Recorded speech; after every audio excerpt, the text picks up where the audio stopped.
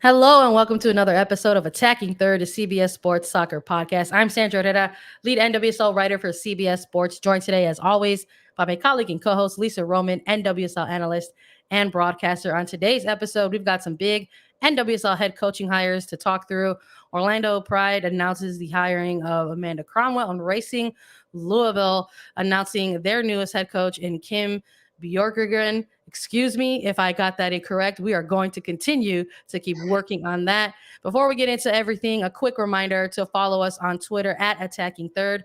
You can vote this week for our A3 awards: Best Assist, Best Skill, Best Save, and Best Goal. You can also head on over to our YouTube page and hit subscribe to never miss a new video, interview, or whenever we go live. Plus, you can catch great NWSL extended highlights over at youtube.com/attacking third. Lisa, how are you? Let's get into it. We've got some new head coaches in the league. I am pumped to talk about this. I mean, just a few weeks ago, it was like listing out all of the teams that have head coaching vacancies. And now, bam, in the span of 2 days, we have two brand new hires, welcoming them to the league. Neither of them have coached in the NWSL before, which is nice. Some fresh blood in the pool here. But honestly, let's get into it. Should we start with Orlando, Amanda Cromwell?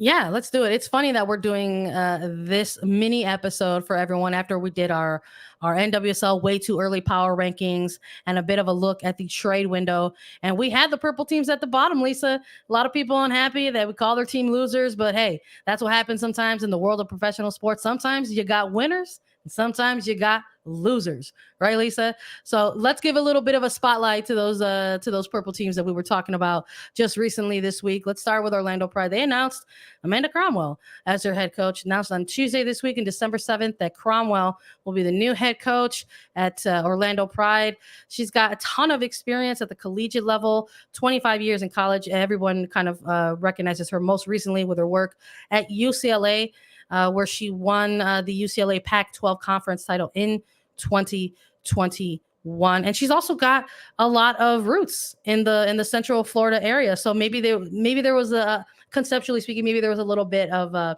culture hire, right? And that aspect where you're thinking, hey, let's get somebody who is familiar with the area to help sort of take us and lead us into this new era in Orlando Pride history.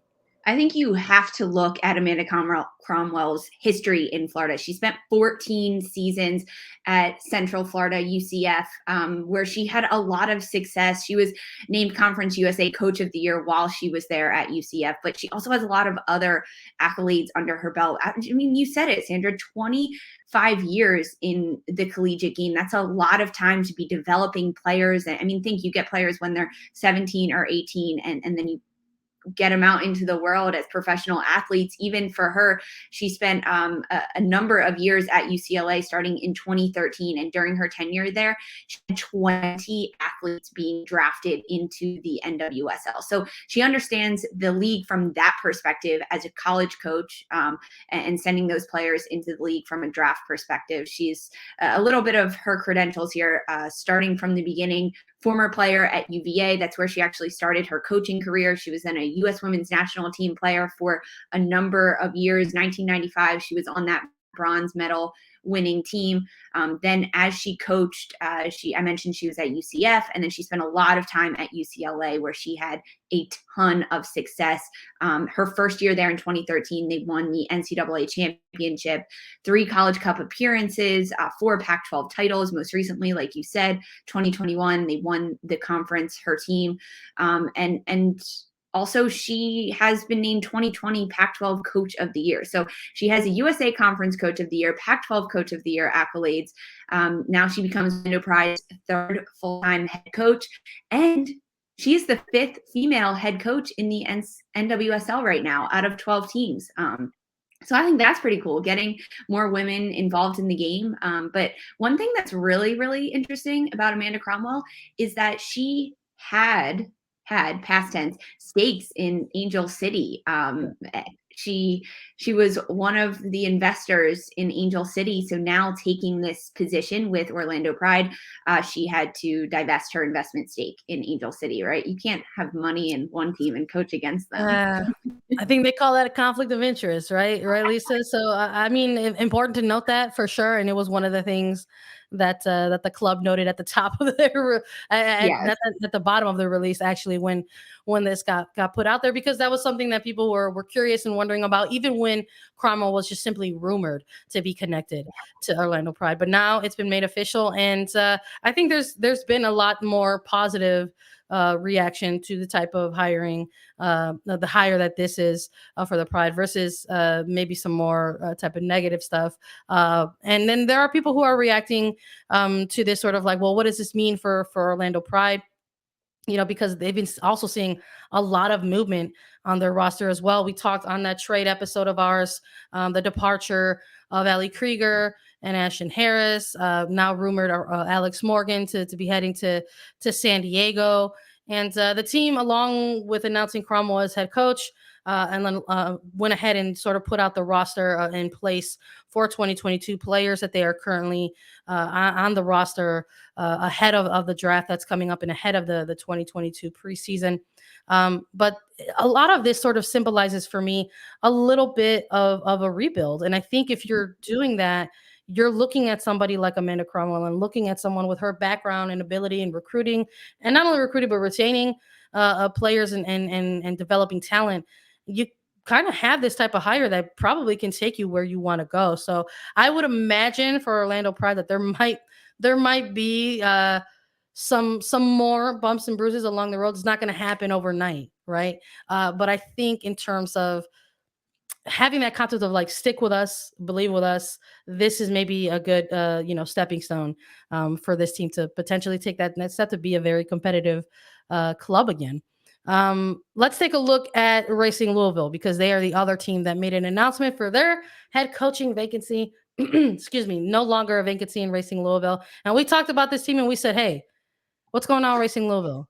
There was nothing happening with this team during the We called it trade how it window. was. We called it how it was at the time, and now we have lots of movement. I'm very pumped for them.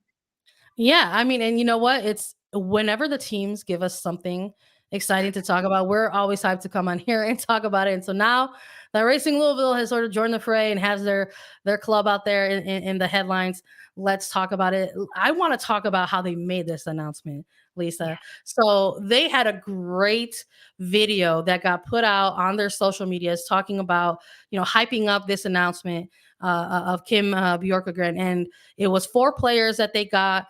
Nadia Nadim, Emily Fox, Gemma Bonner, excuse me, Shayna Matthews. and Shayna Matthews. Thank you, Lisa. And so these 4 players were talking about their sort of engagement in the dialogue with bringing on this head coach, which I think is huge from Racing It to was sort a little bit of a cold open reveal spiel that they did. It was like, hey, we got this head coach. This is what I love about him. This is what I'm into. And it was like, who is it? Who is it? Who is it? Suspenseful. Yeah, I love that they were talking about the things as players that they enjoyed and that they were excited about. So they go ahead and they make this announcement on Thursday morning, December the 9th, officially 1 week before the expansion draft and NWSL draft, welcoming Kim Björkegren. He's a 2-time European title winner from UEFA Women's Champions League, 39 years old, a native of Sweden, 15 years of coaching experience. They were touting his most recent accolades, which is the Cyprus Apollon Ladies FC undefeated season, a possible 64 of 66 points, the advancement into the Champions League second round, a ton of ability to sort of adapt, right? That was a word that we heard thrown around from these players as well. So exciting time for Racing Louisville now that they've got a head coach in place and can also maybe look ahead to 2022. Definitely a great candidate to have in Racing Louisville, which is a young club only heading into its second season in the league. And I think that I have to put a little bit more emphasis on the fact that they use direct player quotes from current players on Racing Louisville in Matthews, Bonner, Fox, and Nadim. Nadia Nadim, a player that has known Björkegren on a personal level. The Danish international worked as a personal coach for 3 years before she came to the NWSL. So honestly, when you're looking at these players, maybe they got to interview him or sit down with him. I think that's been a theme throughout this announcement that Racing Louisville put out, is that he looked like a great candidate early in November, but he only just got approved through the NWSL background checks and all of the checks that they did. I'm sure even having players talk to him to kind of get those reactions to how he's going to be as a coach. And in their release, they also had a player from Apollon Ladies, a midfielder, Katie Lockwood, who put in quotes about how great he is. She said that she really learned from him, and he really raised her tactical awareness for game during film sessions, which is a very pointed comment. That means that he's not just good in training or developing players, but he can break down film with players. And I think that's something that's really crucial when you have a new head coach that has been across multiple different continents. I mean, he was in Cyprus, in Greece, he was in China, he spent time in Sweden, and now coming to the American side of the game, he's seen a lot of different styles of soccer and coached a lot of different type of women. He started originally coaching men in Sweden and then quickly switched over to coaching women. And that's really where he climbed the ranks and became a successful, well-known head women's soccer coach. But to get these personal acknowledgments from former players of his and future players of his, I think says a lot about the kind of culture that Racing Louisville is trying to build, that they want their players involved with who they're hiring and why they're hiring the coaches that they are.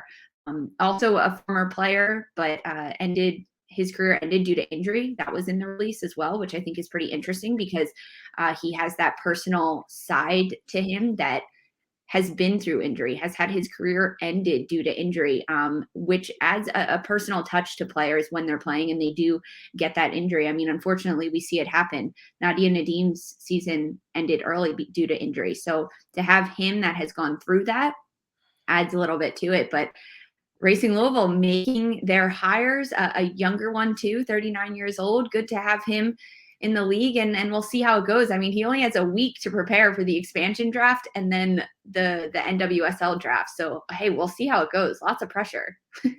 Yeah, absolutely. And, Racing doing a really good job of making their head coach available immediately, sort of after announcing, this new hire. And it was sort of, it was interesting to sort of hear some things coming out of that.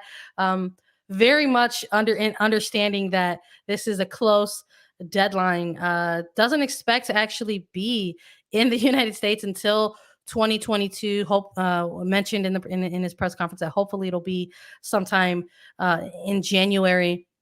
But obviously, with the upcoming drafts being virtual events, maybe not a huge necessity to sort of maybe have an in-person presence in terms of preparing and participating in those two upcoming events. But there's still that presence of mind, and you got to appreciate the honesty, I guess, and sort of saying, I think I'm prepared for these upcoming events, and you're gonna get a real quick crash course, I guess, in terms of some of the chaotic energy that can come out of these type of events. And I'm excited to see what both of these coaches can bring next week when we cover these events. Speaking of which, they are coming up very, very soon. We will see if the remaining coaching vacancies will be announced. Washington Spirit yet to make their announcements, though they're in conversations with interim head coach Chris Ward. Chicago Red Stars and Kansas City Current as well, still looking for their head coaches.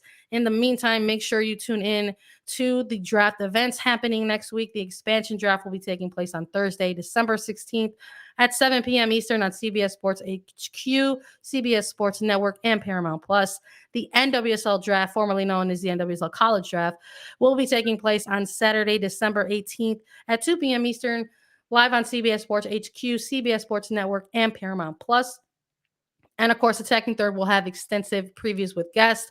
And we're going to have live recaps of both the drafts on youtube.com/Attacking Third. Thank you, everyone, for joining us today. We want to thank you, as always, for listening. Follow us on Twitter at Attacking Third. We're on Apple Podcasts, Spotify, Stitcher, anywhere you listen to your shows. You can leave us a 5-star review on Apple Podcasts with a question, and Lisa and I will answer it during our mailbag segment. And we're also available as video. Subscribe to us on YouTube. Visit youtube.com/attacking3rd. And we will be back on Friday with the results of the A3 2021 NWSL Awards. For Sandra Herrera and Lisa Roman, this was Attacking Third.